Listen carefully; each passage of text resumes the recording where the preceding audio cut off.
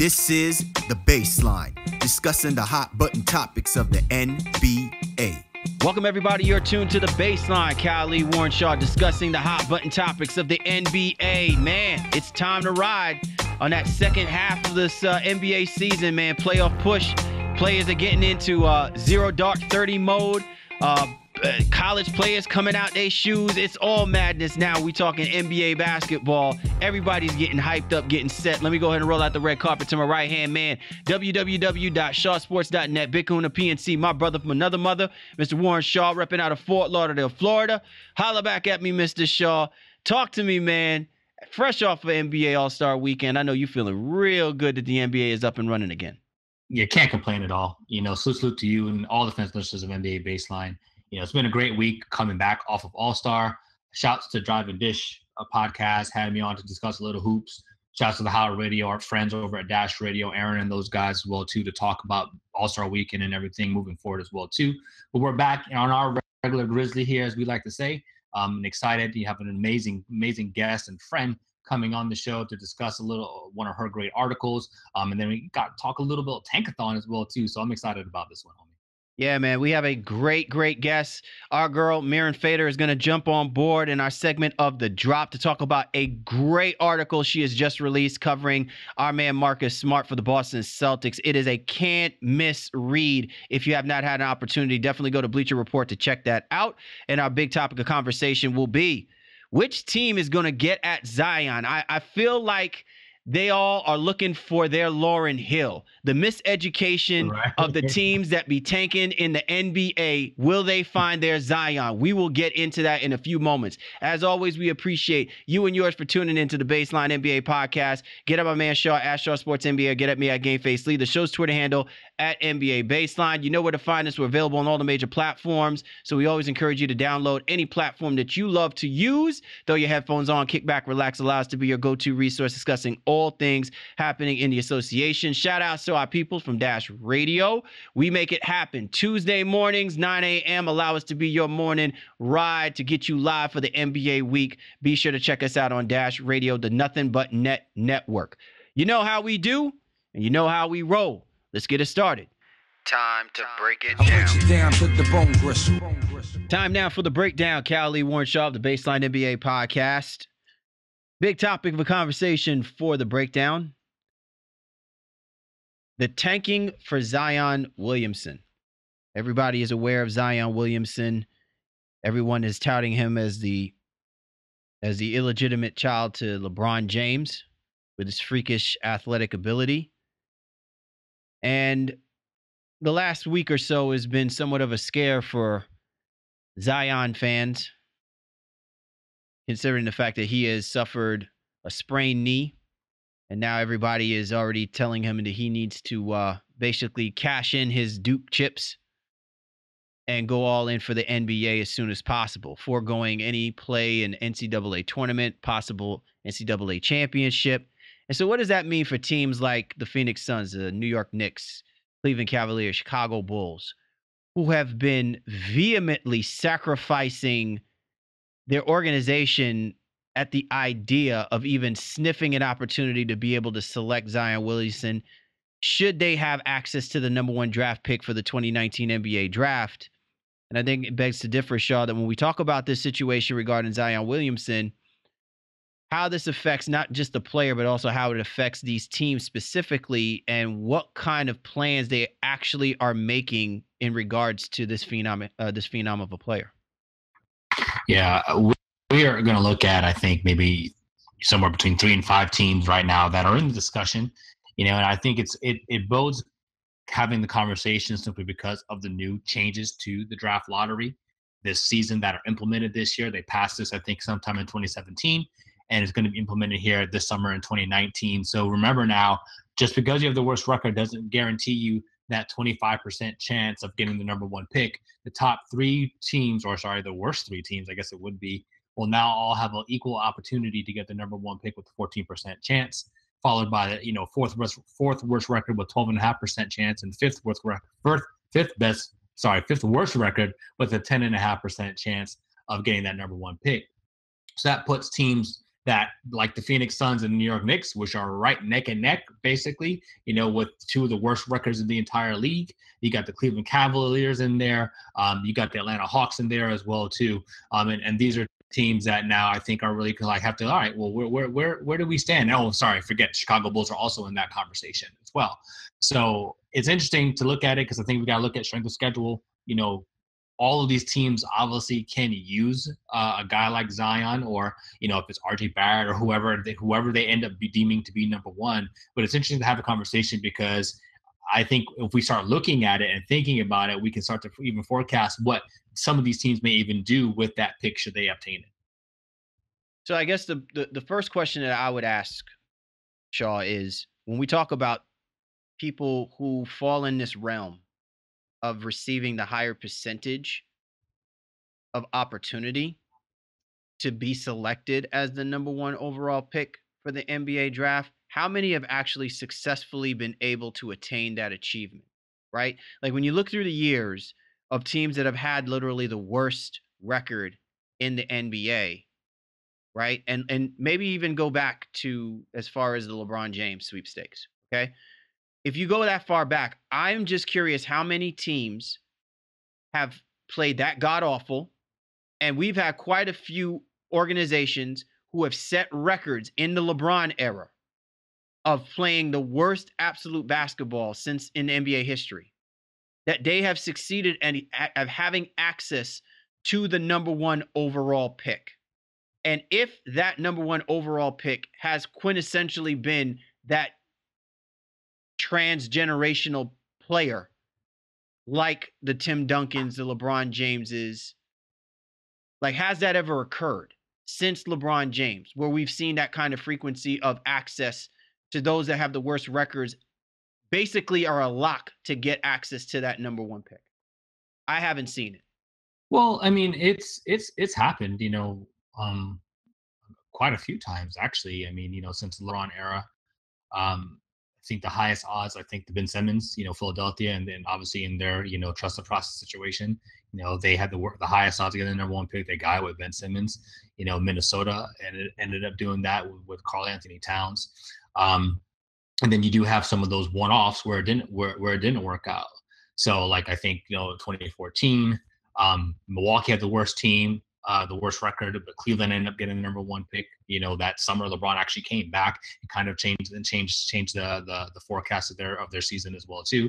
And also in back-to-back years that happened with Cleveland because the year before that Orlando had the worst record and Cleveland also got the number one pick when they selected Anthony Bennett. So it's one of those situations where it's equal. Sometimes it happens exactly how you plan it, and sometimes it doesn't.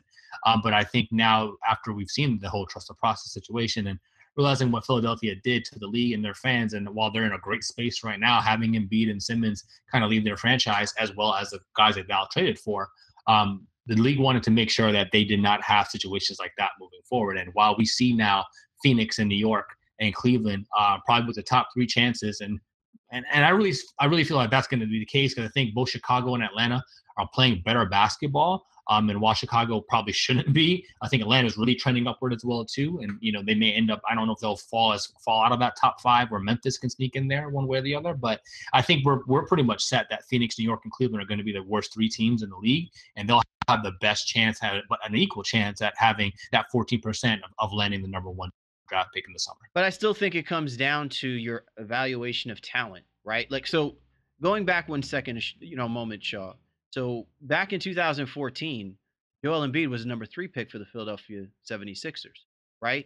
And what was said about Joel Embiid is he can either be a marginally great 5, or this guy could be as good as Hakeem Olajuwon as long as he stays healthy, right? So the Philadelphia 76ers didn't necessarily have to have the number 1 pick. They just needed to make sure that they were making the right selections. And I guess to me, that's part of where my concern is that no matter how you try to change up the narrative of this, it comes down to the organizations putting the right players in their system, in whatever system that they have. And I just think it continues to highlight more of how less frequent there is of great players that you will find unless your intent is to develop those guys.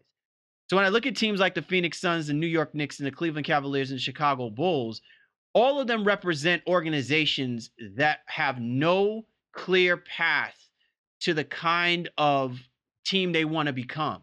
And I think that's indicative of what may be reflective upon a guy like Zion Williamson. It's interesting. We had this conversation, Shaw, a few weeks ago with our boy Nunzio. Shout outs to him because he really buys into Zion Williamson. He thinks that this guy is that dude, right? And one of the problems that I have with Zion Williamson is I think that he is a great complementary player, like a player that you pair next to that's going to help you elevate, not put the shoulder or not put the organization on his shoulders to take you somewhere that I think the Philadelphia 76ers are expecting to have with Joel Embiid or with Ben Simmons or with the Minnesota Timberwolves have with Karl Anthony Towns. And I'm just saying, for the greater sacrifice of being in that conversation to have Zion Williamson, is getting at Zion Williamson supposed to be the end game, or is getting at the best players like the RJ Barretts and the guys who don't get mentioned as much now as they were in the beginning of this season? Is that what the conversation should truly be about for these four teams that we're talking about? Because ultimately, if they don't get that number one pick, then what are we saying about this whole idea of changing up the narrative and the rules in order to make sure that we don't have the process 2.0 happen? Well, I think all the teams that we're discussing can use a guy like Williamson. They can use a guy like Morant. They could use a guy like Barrett. Whoever you have, kind of in your top 3 to 5, if you will. I don't think if they don't get number one that they're not going to be in a situation where they can still help their roster, because none of those guys really peg as guys who, all right, well, we already have somebody there, so we can't draft this guy because like, I don't know, think the Pistons with Carmelo, however many years ago, it's like, oh, well, we have Tayshaun Prince, so we're not going to draft Carmelo Anthony. We're going to go with Darko instead. I don't think any of these teams fall into that line. No matter who's available, they're going to take who they think the best player is at that situation and try to figure it out as necessary. I mean, look what Boston did, a year ago now, in the case of trading down, because they had some good talent evaluation. And not to say that Markelle Fultz will not end up developing, but hey, at this point, they definitely made the right decision in trading down and getting their guy in Jason Tatum. So, I think the team that you'll have to watch in all of this, if it all comes down, and I know it's. Can I interject something real quick on that part, Shaw? See, but to me, I think that speaks more about Danny Ainge and his evaluation of what the other organizations were doing, right? Because this wasn't just about the player, right? I think Danny Ainge knew he wanted Jason Tatum. And I think he knew that because the other organizations were not even taking him seriously, not him, I'm saying taking Jason Tatum seriously as saying he's deserving to be the number one guy, or I can see him being someone that catapults over Markelle Fultz. This is Danny Ainge playing that move to say, well, now that he is not a overall number one, I don't have to treat him as such, right? I can basically bring this guy in. He's going to be grateful to come play for an organization like the Boston Celtics. And for contractual reasons, this is a win-win for Danny Ainge. And I guess it's just going back to the point of my emphasis and saying, when do we start parsing out this about being the draft process for these organizations rather than it just being about the Zion Williamson sweepstakes? Well, I mean, I think that bleeds into the point I was going to make in terms of, I think you have to watch a team like New York and figuring out, okay, well, do they keep the number one pick, whoever they may have on their board, or do they try to trade it to a team that may covet it more than they do and try to build their roster from already established talent? I think all the teams potentially could be in that situation with Phoenix, who doesn't feel like they're.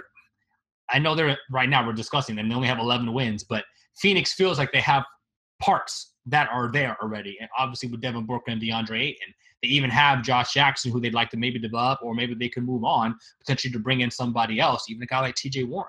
So I think Phoenix, while they're terrible record-wise right now, they feel like, okay, they're close in terms of acquiring enough talent. New York doesn't have anything. Their cupboard is completely bare, and I think they'd be looking to try to make a move as well, too. I think the wild card in this is Cleveland, who's probably the most likely to keep whatever pick they actually get.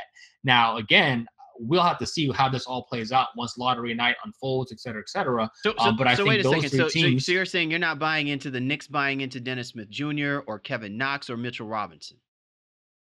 I think there are parts that they're going to keep to build, not even build around. Those guys are going to be rotation players for what they have. The Knicks are very much like the Lakers right now, where they are trying to build a super team and they create all the max slots and things of that nature. They don't see Dennis Smith Jr. as, okay, the guy who's going to lead this franchise. That's why they're looking at Kyrie Irving. That's why they're looking at Kevin Durant. That's why they're talking about Anthony Davis.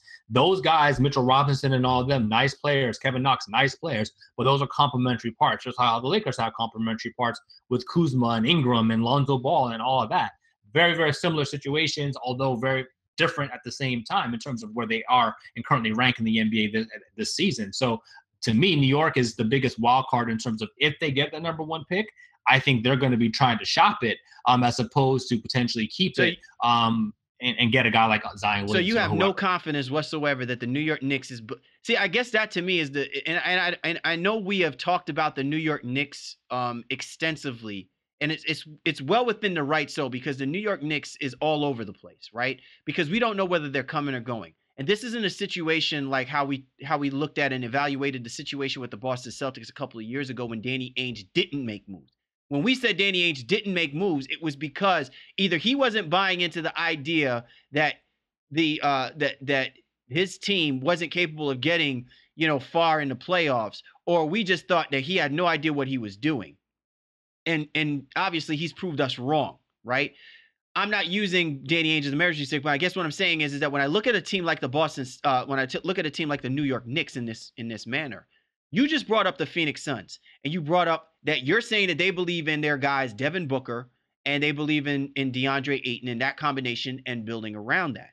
And when I look at what the New York Knicks have just done, maybe for me, being a patient person who's already seen that this organization is nowhere near where it should be, if you're telling me that this is more about them building a super team through trading and free agency acquisitions, then it really compromises any idea of me understanding what the New York Knicks did in trading to get Dennis Smith to begin with anyway. Because then what it sounds like to me is that they should have waited until the end of the year, right, with regards to Porzingis, and figured out a way to move Porzingis to get something that I guess would be more comparable to what the New York Knicks are trying to do. Because I'm buying into Dennis Smith being an intricate part to the New York Knicks. Maybe you don't, but I'm just saying I'm buying more into the idea that maybe they actually realize they need to build around some of this talent because there's no way that they're going to sell people on the idea that they should come to New York and just try and win a championship that way. I have yet to see where they've succeeded doing that. But that's where they're going to have some options,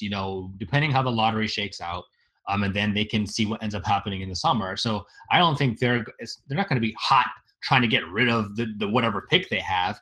But it's something that they'll be looking at, and it's going to be a conversation simply because guys like Anthony Davis are available. And if you feel like you can bring in and put 2 max slots in or get those 2 slots, and then also build around Zion and have him under contract for the next 5 seasons, well, that's more than acceptable as well, too. Or again, whoever they deem to be the number 1 pick. I don't want to keep saying Zion Williamson because it could be RJ Barrett. They may feel like maybe more comparable to whatever other players they end up bringing in free agency. That's if they get anybody at all. So I think New York has options, and that's why it was such a risky move in trading Porzingis when they did.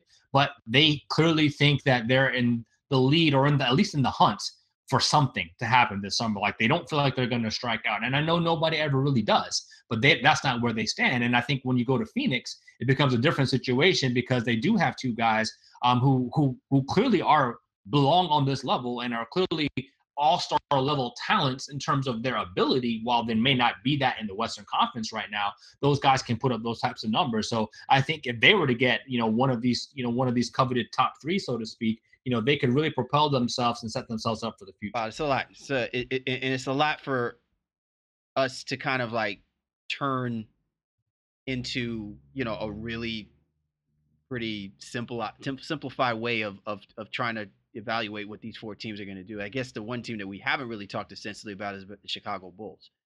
So you've pretty much set the tone, Shaw, regarding the Phoenix Suns, the New York Knicks, and for the most part with the Cleveland Cavaliers. I think the Cleveland Cavaliers, they're pretty. Everybody knows what their deal is going to be, right? The Chicago Bulls, though, they are a tricky one, right? And I feel like when we talk about Chicago, they have been the type of team that have had moments that I think have been squandered. They haven't had that balance. They've had good coaching, and then they've made bad moves to put the teams together to put them over the top. They've had some generational type talent, weren't used properly. Guys like Derrick Rose, guys like Joakim Noah, ran those guys down. They've got some talent there. There's some that hasn't developed, and then there's some that I think in many respects they just never developed and just squandered away. Bobby Portis's, Nikola Mirotic's. I'm just curious about what happens if you're the Chicago Bulls and you get access to this number 1 pick. Forget whether or not, like to your point, forget whether or not we're talking about them getting a Zion Williamson. If they do that, that just to me further is an indictment on the Chicago Bulls really having no idea what they're doing. They're just getting, an exciting, talented player, but I don't know if whether or not that's the player that should be for them. You know what I mean? Given what has taken place, moving away from Hoiberg, right? When we're talking about this team and where their future hold, how important is it for them to have access to this number 1 pick? I think you just want to have it so you have the most amount of options available to you. And we talked about that in the middle of this conversation. It's just whoever gets it, then you're able to potentially leverage that against the rest of the league to say, it's like, all right, what do you want? How bad do you want this pick? Or we're fine keeping it and doing what we want with it ourselves, or it gives you the option that, all right, well, maybe we'll trade down 2 spots and then get the player that we really want. Especially if, if the Bulls and Foreman and Paxson are kind of the mindset of you and don't feel like, okay, well, maybe Williamson's not the guy. Maybe you want to go with Morant, could be a point guard because they're still not sold on Chris Dunn. Well, then maybe that's what they do. It's just you want to have the most amount of options available to you. And that's why this tanking process, air quotes, is so important for these teams right now, because it just puts them in the position to make a pick, keep the pick, deal the pick, and figure out, okay, what's in their best situation. And that doesn't mean they always make the right decisions, but you just want to have all the options on the table. But do you also think that by doing that, it also minimizes the legitimacy of some of these coaches, new coaches, like Fizdale, does it not minimize their ability to coach up these younger players or these quote unquote players that may not be, as we say, part of the bigger picture for the NBA? Does it not minimize that, right? Where these guys, they go out, they get these guys to play some excellent basketball, and they turn out winning some games that maybe they were expected to lose because of it. And what does that mean in access and like in afterthought after, when you find out that this team is in contention for that number 1 overall pick or one of these draft lottery picks?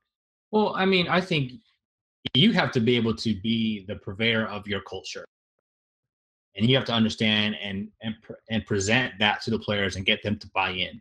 So you can go out here and be a 15-win team and play hard and realize, you know what, we're just not there yet. Or you can look like some of these teams are looking right now and look like you just don't give a damn and you are just playing for next season. And a lot of that is, again, it comes from management, comes from ownership as to what that's going to be. We look at a guy like Fizdale, you want to believe in everything he says. And so it's like, I'm trying to teach these guys. I want them to play the right way. And that's why, they punted on Porzingis when they did, because they didn't think he's going to be a part of their long-term future. So let's get rid of him. Let's get rid of Cantor, and get guys who are here who we can try to develop. And like you said, hey, they want to see what Dennis Smith Jr. has. They want to see what Kevin Knox is capable of doing. Mitchell Robinson, what they're capable of doing, to even kind of get a good look at them to figure out, all right, what players can we put around them, or rather, how will they complement some of the other stars around the league? Because I really think that's how the Knicks are thinking. So it all depends on your team, your team's culture, and what ownership actually wants from your roster to figure out, okay, well, what's most important at this given day and time. The Suns, Knicks, Cavs, Bulls are literally coming out of their shoes. I know, I'm sorry, it was so cheesy. They're coming out of their shoes for Zion Williamson. Who actually has the inside edge? Man, I'm sure that's another intriguing storyline that we can't wait to talk about once this season ends. You're tuned to The Baseline. Cal Lee, Warren Shaw discussing the hot button topics of the NBA. And this was The Breakdown. Time now for The Drop. Cal Lee, Warren Shaw of the Baseline NBA podcast. And this week with us on The Drop, we have a really, I know I use the word special so many times, I'm going to probably have to come up with some new vocab for that, especially for our next guest. Man, she has just been one phenomenal writer. She puts together some of the greatest pieces if you followed her on Dime. She now is an at-large writer for Bleacher Report. Just really a phenomenal girl. She just recently did this great piece regarding Marcus Smart. On board with us, our girl, Mirin Fader. Hey, Mirin, what's going on? Hey, happy to be here. Thank you for that. That was amazing. Listen, we so appreciate you kind of stopping because we know you've been globetrotting, like my man Shaw's been saying. You've been globetrotting around the world, following players, writing great articles. So, we're hoping to at least give you a little normalcy here talking amongst us common folk. Stop it right now. I appreciate it. So listen, let's talk about this great article that you just dropped with Bleacher Report covering Marcus Smart. And listen, for a lot of people who really don't know, basketball isn't always about the numbers. Sometimes it really does come down to the person that is actually playing the game and why they're playing the game. And your coverage of Marcus Smart is absolutely phenomenal because you attack so many different angles and you explain things that are obviously hidden between the numbers of what he means not only to the Boston Celtics but really to a lot of people within his circle and how that manifests itself in the way he plays the game. I got to know. First, talk about what that experience was like to sit down and write this story about Marcus Smart and to engulf yourself in his circle, for the time that you do putting that piece together. Yeah, well, thanks for that. I mean, he's intriguing, right? We see his hustle, we see all these things that he does, but it doesn't show up in the box score. And so for me, I was like, okay, that's so interesting to me. What does value mean in today's NBA? What does Marcus mean in today's NBA that is so value focused, so numbers focused? So I think when talking with him, I was like, I want more than that, and I've seen different articles on him. There's been some great ones about his mom or great ones about his tough childhood or great ones about his defense. But I kind of wanted to be this connective tissue between all these elements of him. So I thought, okay, I'm going to come in and I'm going to see how all these things relate and make him the person he is. Because, a great sports story is supposed to move you in ways that you find out more about the athlete than just what they do on the court. And so I wanted to kind of take readers onto the court with him to say, okay, this is why he's so valuable on the court, but let's also go off the court and see what makes him special. And so I actually went to Cleveland. They were on the road. So I interviewed him there, and then I interviewed like 20 people that knows him really well. So that's kind of where I got all those anecdotes. And I was just trying to show like, who is the real Marcus Smart?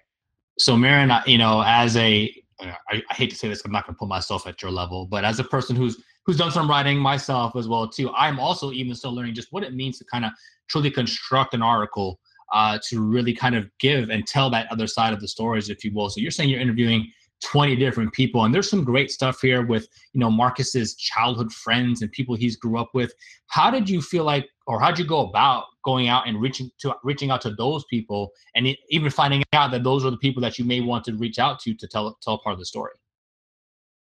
Yeah, I mean, it's a really good question. I think one of the things that I'm learning this year is, your most important interview is probably not going to be your main subject. And I know that sounds crazy, right? You're profiling somebody, that's not your most important interview, but it's true. It's the people around that person that know that person. So, the Fortes, they were the key interviews, the dad and the son. And so I knew I had to, what I do, I look up rosters from every single, place that this person has played, and I contact every person on the team, whether it's like Facebook or Twitter. I try to do Twitter because then people will be like, you can see who's contacting who, and I don't want people to see what I'm doing. So I use a lot of Facebook, and I will just contact as many people as possible, cast a really wide net, maybe like 40 people. And same with the Celtics people, even if they played 20 games together, Marcus rookie year, that person has a story. So it's just knowing like every single person has a story. You just have to make the effort and call. Like a lot of people won't want to call. Like in the John Morant story that I did previously, I called his high school principal. And you might think like, this guy's going to the NBA. Why would you call his high school principal? But she had a story. And so I looked at the Marcus profile the same way. It's like every single person I'm talking to is going to give me something valuable, but I have to ask the right questions, ask for those anecdotes in order to sort of reveal more about Marcus, right? So we know he's tough, but are there other sides to him? And so that's what I wanted to ask those people about.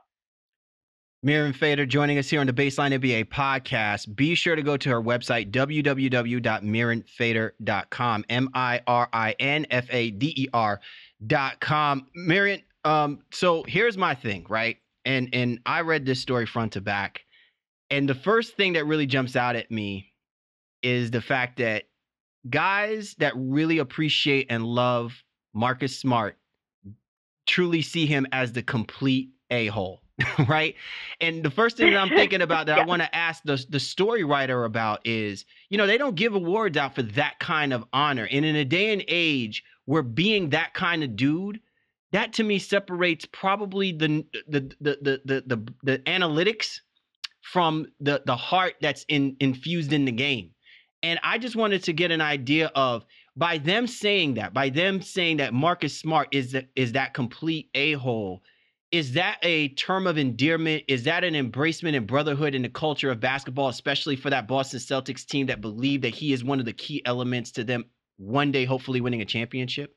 Yeah, it definitely is, because it comes with the end of that sentence. He said, he's a complete asshole on the court, I'm not going to lie, but he'll do anything for anybody. I think if you don't have that other half of you that's going to like go down for your teammates and be there for everyone and be the ultimate locker room guy, you can't have the asshole part. And I think that Marcus has both. It's a very, like, you can't be a villain without a soft side if you're going to be a key piece to a championship team, or else you're just going to be that annoying person, right? He's both.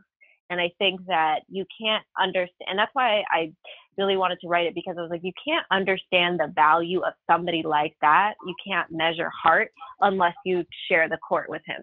So he's going to be an asshole to people on the other team. He's going to annoy, he's going to pester, he's going to be in your face, he's going to, be talking crap. But when you're on his team, he gives you something that is like almost indescribable. Everybody kept telling me that it's indescribable what he brings. Indescribable. I'm like, great, I'm a writer. We need to describe this. Exactly. Don't worry, we'll find a way to describe it. You don't have to describe it. We'll find a way to describe it. Right. But that's the essence of Marcus Smart. It is not quantifiable. It is not easily recognized, and it's not always appreciated. But that doesn't mean it's not there. There are two parts of this, I think, when you talk about tugging at the heartstrings in some ways, from an emotional standpoint, at least for me. I think there's obviously there's stuff there with his mother. I want to, and I don't want to get the quote wrong, but it was something to the point of like, so much of who he is who she was. That to me is, like I said, it's so poignant, because I think that is relatable to anybody, not just a basketball player, but to anybody, who dealt with their parents or has family members, things like, parts of Cal, as my brother here, we are who we are, and I am part of who he is. And that is really prophetic and speaks a lot to me. Just talk a little bit about that and what that means to Marcus Smart. And, when you even kind of put that in there into the story, what, kind of what were you trying to resonate with that? Yeah, I'm really glad you said that, because I feel like, for me personally, I read stories, I go to movies because I want to see myself in them. I think we all do. And I think once we relate to something, we grab a hold of it, it hits us in a certain way. And that's what I wanted to do. I wanted to hit people in a certain way, but I also wanted to show like the essence of, there were a couple of articles that talked about it early in the season that, he was suffering with the loss of her, but I didn't feel like there was enough connective tissue between I'm suffering because of the loss of her and how am I playing the the best basketball of my career. And I think that the two were related. And that's why, one of his close friends said, like, that's not a coincidence. And so I thought I needed to have her in there, because if you're profiling somebody, especially an athlete, you want to locate them in a certain time and space, right? So Marcus is playing his best basketball of his career right now, right? That's locating him in a certain time and space. That's why he's relevant. But he's also dealing with this thing off the court. And you can't talk about what he's doing on the court without talking about what happened off the court, because his mom influences everything he thinks about. Dealing with loss, if you've ever dealt with loss, that grief, it's so present, it's so absent, it's always there. And I think with him, he does have vulnerable sides to him. And I wanted to show the full spectrum of who he is. He's not just gritty. He's not just an asshole. He's really a man like suffering with this. And, people know he's tough, but I don't think they necessarily know that the toughness came from her. People know that he's a team player. They don't necessarily know that it came from her. People know that he's humble in the sense of like, he doesn't ask for recognition. That comes from her. And so I just kind of wanted to show the link between two of them to kind of show more of who he is and where that comes from. Mary, one of the things that I really appreciated about the article and how you were able to bring in all elements that is kind of the composition of why we're having this conversation about Marcus Smart, is because it's not just from a player's perspective. It's not just from, his number one fans perspective or, from the coaches and things. Also the current coach, Brad Stevens, you had an interesting quote about how Brad Stevens sees Marcus Smart. And I'm not going to lie, I wasn't completely the biggest fan of Marcus Smart when the Boston Celtics drafted him. I felt like maybe Danny Ainge knows something about this kid that I'm just not seeing. Even when I watched him play out of Oklahoma State, I thought he was a great guard, but I just wasn't seeing what that element was that he was going to bring that will be a key component to what we're now seeing from the Boston Celtics. So to me, I guess the best person to be able to kind of inscribe that element is the head coach, because Brad Stevens has been working with this kid for this period of time. And to many people's respects, they're saying, this is obviously the best year Marcus Smart has had from a statistical perspective. But I still think that there's obviously more from it that Brad Stevens is showing. And I think you captured that in your article. While you were there, what was the one thing that stood out to you about how Brad Stevens' relationship was with Marcus Smart? Yeah, I'm glad you asked that, because there were a lot of Brad Stevens quotes that I had to cut, which really sucks. I think that's my least favorite part of this whole thing. People think long form, you just have unlimited space. Not true. And so he he was saying that Marcus should have made the All NBA defensive team. It was a big part of our conversation. He's like, yeah, he should have been on that team. And if you ask, the top 15 defensive players in the league, they would say he's one of them. So I wish I could have gotten that in there. I don't think I did in the end. But it was really cool because Brad and Marcus have a really special relationship, as does Marcus and Jay, the assistant coach. It's because they don't sugarcoat things with Marcus. And Marcus wants that. He doesn't want people. He's very blunt, and so are they. And I think that they hold him to a standard that he wants to be challenged. Even at the NBA level, not a lot of players do want to be challenged. Some guys really just want to make their money and go home. Marcus is one of those guys that wants you to be on him because he can take it and he knows he can take it. And I thought that was really interesting. And Brad was saying that, there are going to be times where he's going to be upset with me that I take him out, or I say something to him, or he's going to be upset and Mark is going to say something. They're both going to be upset, but they have a special relationship where at the end of the day, they know they always come back to this mutual respect that they have together, because they both want the same things. So, and one thing Brad said too is it's really rare to have a guy on a team for 5 years. You don't see that a lot these days. And that's a really fair point. Marcus has been a key part of this team for better, for worse. He's been there. And I think that that's rare. And one thing Brad does respect is just that no matter what the situation is, Marcus is going to be in the middle of it fighting. And fighting, I think, is, it speaks to everything about Marcus Smart's spirit in general, right? And there's a part of this where I think I just saw he put it out, hey, I don't say this enough, but thank you, Boston, I love you, something to that effect. He really enjoys the ride of being an NBA player, of being in the city of Boston specifically, where he has some success. And I think there was a part in the story too where you just said it, where, hey, Marcus has only been to the playoffs. Like, he doesn't know what it's not like to be in the playoffs. And he's a big reason why Boston has been successful the last couple of seasons with that too. But let's talk about his maturity. Were you able to really talk to him specifically about that? Because there's a part there too, where you talk to his friends and they talk about the point where he punches the glass or the window frame or the picture frame in LA, after taking that bad shot, and now he's out for X amount of weeks. And how that really bothered him, and he just needed his friend to tell him it was going to be okay. And that's one of those other points too, where it kind of touched me. I was like, wow, here's this guy, this grown man, you know what I mean, who was in tears, right, because he realized, for lack of a better phrase, he effed up, and not because he effed up his own personal self, but he effed up what he meant to that team and how much he loves the city of Boston. So talk a little bit more about his maturity and how he sees himself and how he views his role moving forward. Yeah, I think it was an incredibly human moment to realize, I am screwing up right now. I am not doing what I need to be doing. I need to grow up. And I think that I had wished that I'd gotten to talk with him personally more in depth about that. I had so few minutes with him, but I did kind of get a surface level, you have to adapt emotionally, and I think that that's a concept that we don't talk about enough. And with Marcus, it's never been I bring bad energy in the sense of I'm a guy that people don't want to be around. It's never been that. It's been the kind of emotion that overflows and spills from passion. And it's something that you admire because you watch it and you love the diving part, but the punching the walls part, it brings you back because you're wait, how are these two things going to keep coexisting, for the rest of his career? And I think the picture frame was such a seminal moment in his life where he realized I have to find some middle ground here, because I don't want to get rid of this fire that I have in me, because that's what makes me great. That's what makes fans love what I do. That's what makes Boston ride for me so hard.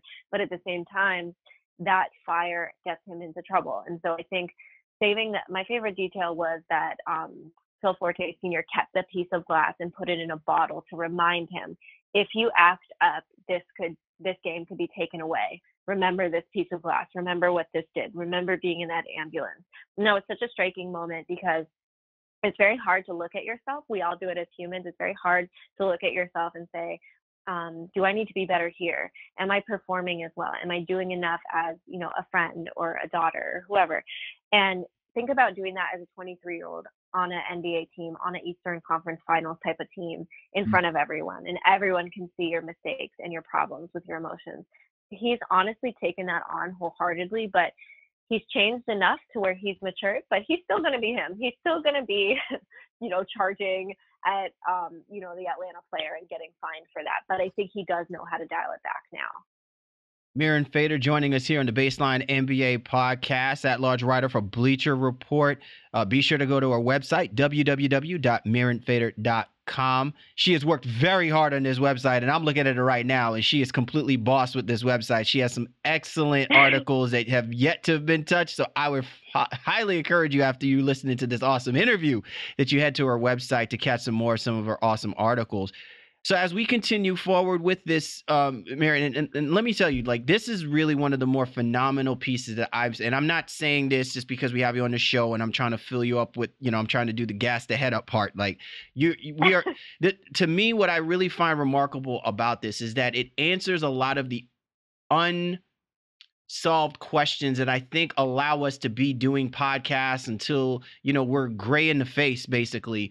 About what separates the guys that do win these championships from the guys that we wish would win championships. And when I read an article like this about Marcus Smart, this is the kind of article that makes me be like, damn, I want this dude to win a championship, because now I really see it. I really see it, that it's more than just the guy that's out there just getting the contract. It's about the guy that wants to leave a mark, or leave some form of a legacy on his name, on the people that have sacrificed so much for him to be at this particular point. That's the true essence of what a great story kind of defines itself in. And then you've captured that in this particular story. So I have to give you so much props for that. The one thing that I really do find interesting, and I looked at this, was the quote that was provided by Jay Larinaga, where he talks about Marcus. And he says, Marcus is one of the greatest competitors there is in the world in any sport. And look, you don't know how many times I've heard that type of quote before. Right? I hear it and I understand why a guy like that says it. I just want to know, because you're the one who's capturing this, is that truly genuine for an assistant head coach like him, who's seen some great competitors in his time, who's been around great competitors in his time, been around his father, who is a legendary head coach? I'm just wondering, how genuine is it when we hear coaches actually say that about players? I'm not saying that it's not indicative of Marcus. I'm just wondering, is it truly genuine when we talk about how this can have an impact on the way that he continues to play the game for the Boston Celtics? I definitely think it's genuine, because, I know it sounds cliche, right? We hear these things all the time, but I truly feel like this was the truth, because it's different when you say a competitor, like somebody who needs to. It's not that he needs to win. It's just you have to be around him to see what he does when he loses. That's what it is. Marcus is literally cannot handle it. He's just one of those people that is just always on. He's always wired. He's restless. He needs, if you look at his quotes from the Chicago loss, I believe that was last night or the night before, he was just like, if we're not going to help ourselves, I don't know what we're doing, or something like that. His quote was, you could tell it was emotionally affecting him. And so, when you talk about the greatest competitors in the world, this is how they think. This is how, losses, they take it harder than anybody else. They absolutely do. And they don't really, when they look back, they don't really think about wins. They think about losses. When somebody says you're doing so great, I'm sure he's thinking about all the times he screwed up. And that's what competitors do. He's true a competitor. Final two, for me, before I let you get out of here. I know you got a flight to catch and the whole nine. So again, thank you so much for this opportunity to speak with you. Just of all the things you found out, what's the one thing that I think that you think is going to stick with you the most when it comes to, what you've learned about Marcus Smart, whether it came from him or the people you contacted around him. And then, also just kind of tell us what you're going to be working on next after this story. Well, I don't know why this particular detail hit me the way it did, but I love that his mom, no matter how much millions he made, would wear his old AAU tournament shirts. And that just like hit me in such a way, because like I used to be a basketball player. I have like a million tournament shirts, and my mom has them, and it's such a thing. And when I think about my mom wearing them, I honestly want to start crying. It's just such a beautiful detail. That's love. You know what I mean? And that's never needing wealth. Like wealth is one thing, but like love is quite another thing. And to have family love is so special in this world. And I remember like learning that detail, and it just hit me so hard. So I truly loved learning about that. I'm going to be doing a lot of college basketball in the next 2 months. I'm very excited. I'm going to cover my first Final Four. So I'm super excited. And it's on my birthday. My birthday is during the middle of it. So I'm very excited. Yeah. Wow. Well, we cannot wait. Yeah, we cannot wait to see, what you come up with next. Because again, I think when you're a writer in this industry and you get that always read X, and that's where you're at right now. I think when people tweet you or retweet your stuff, it's like always read Mirin. That's where you're at right now. Like seriously. And I remember, I think it was Beck, who put something out there like that too. And I was like, look at my dog. You know what I mean? I was like I said, I know it's funny because, to our listeners, Mirin and I've never actually met physically or whatever the case would be, but we've always had kind of like a cool kinship. At least I think so. I'm not speaking for myself here. Yeah. But nevertheless, I think we've always been kind of chill. And, for me, I'm very proud to see how far you've come. And I'm glad to see these great things are happening for you. I always say I love to see good things happen to great people. And you're continuing to just, push that forward, man. So continue success. Oh, I'm so grateful. Thank you. And thank you for everything you said about my work. I really appreciate you just having me on, talking about it. She is the boss, at-large writer for Bleacher Report.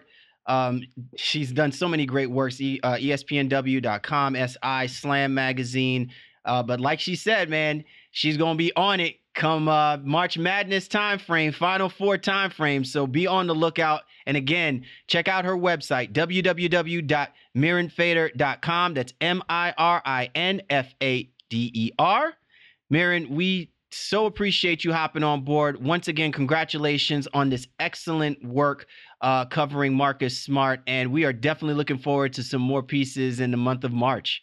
Thank you so much. Really appreciate it. All right. You're tuned to The Baseline. Cal Lee, Warren Shaw discussing the hot button topics of the NBA. And this was The Drop.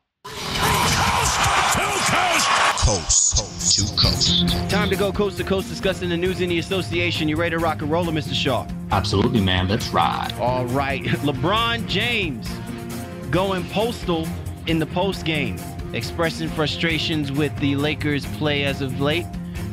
I don't know, man. What do we make of LeBron James yelping to the world about his frustrations with his Lakers team? Well, after the All-Star break, saying that he's going into playoff mode, he's activating, so to speak, himself. Initially, they come out. Our Twitch people would be very happy about that. You know what I'm saying? Like the 2K heads would certainly be happy about that, right? Yeah. So activated, 0 Dark 30 or whatever it is. They come out, get a great win against the Houston Rockets. Comeback win, and now then they end up losing to Anthony Davis when Anthony Davis tries to hook him up by not playing himself, and the Lakers blow that game and end up losing. LeBron goes off on the teammates and just saying, if basketball is not the most important thing, then why are we doing this? This is not the most important thing in your life at this time. What is it all worth? And kind of just really seems like he has some specific angst towards certain players and maybe even the coaches as well.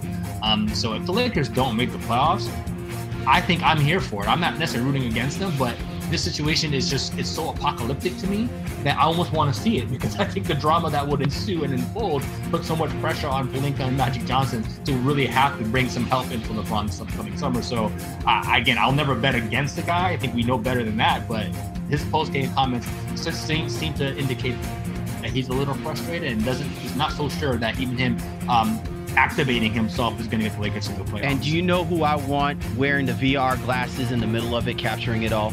Our girl Mirin. I want her right in the middle of that junk, right there, right in the heart of it, baby, just capturing it all. if I want to see Apocalypse Now being recorded properly, our girl Mirin has to be the one doing it. All right, out in Golden State, that's a place we don't normally talk about in our Coast to Coast. Draymond Green, he says he's close to signing with Clutch Sports. What does that mean for our man Dre? Boy, LeBron dominating our Coast to Coast here, right? So yeah, Clutch, Draymond just saying he likes what they do. I like how Rich Paul is going kind of advocating for guys and gets players what they want. So Draymond, knowing his upcoming free agency is coming up with the Golden State Warriors, and it's going to take a lot for that team to stay together. Draymond's going to want them to run him his money, as they say, but we'll see if he's able to secure the bag after all, especially with Rich Paul. From trolling to scrolling, that's my man Dre, boy. Out in Houston, our man Clint Capella, he is back with the Houston Rockets, and not a moment too soon. The Houston Rockets riding on a pretty high note, man. Despite that loss to the Los Angeles Lakers, though, he is definitely, helping Mike D'Antoni look a little reputable from a defensive perspective, I guess. Yeah, Capella was having just, again, another career year. It was tough without him. They somehow got Kenneth Faried off the scrap heap and got him to be productive and turn into, a pseudo manimal once again. And he really was a nice stopgap in the time Capella was out. I told you, the Junkticons are important. Just in any Transformer movie, people be sleeping on how important it is. Our man Kenneth Faried, the junkyard dog for the Houston Rockets. He may be the key reason why these guys may still be considered a legitimate threat in that Western Conference playoff picture. Well, it gives them some depth overall, but again, Capella, just his overall rim presence, the lob threat that he presents, pick and roll, and then obviously just what he does defensively, for a team that struggles, especially this year, to play defense. So great to see him back, and now you get to pair him alongside Faried in certain lineups as well too, or Faried can spell him and give them just a different look, in certain aspects offensively. With that, Faried's actually shooting threes now as a result of D'Antoni's system. So Capella just adds more dimensions to what Houston wants to do overall, and I think it's going to be a great fit for them in the long run. All right, hell of a coast to coast, my man Sean. Not too many things to highlight or to discuss, but certainly enough meat on the bone for us to end the show properly. And what a show, man. Just really phenomenal having our girl Mirin Fader jump on board with us this week and to talk about really an excellent article. It's just awesome that she is really at the heart of why we love watching and hearing and reading basketball as it is right now, man. Yeah, I think our show does amazing, in terms of getting people to come on. Always people who know what they're doing, what they're discussing, and how to be great professionals. But it's even that much more when it's kind of like a little bit of family, a little bit of kinship going on there. And I think she really represented that too. So going back a couple of years with her now as well, and having her on the show, I think was an amazing experience definitely for me, and definitely I think for you, and hopefully for our fans and listeners, that she really dove deep into the Marcus Smart, phenomenon, if you will, and kind of what makes him tick. So I think we'll probably do a little bit more of that. We've talked about that offline on our show. How can we really, really connect? And I think we'll have the ability to do that with some other writers and some of our other friends in the industry moving forward. Yeah, man, definitely. And look, and I can't emphasize enough, I encourage you guys to please go to her website, www.mirinfader.com, MIRINFADER.com. A lot of her articles are posted on there, and these are some great pieces. And look, she does her thing for Bleacher Reports. As always, we always encourage you to head out over there as well, too.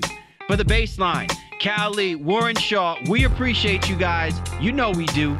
And we'll catch up with you next time.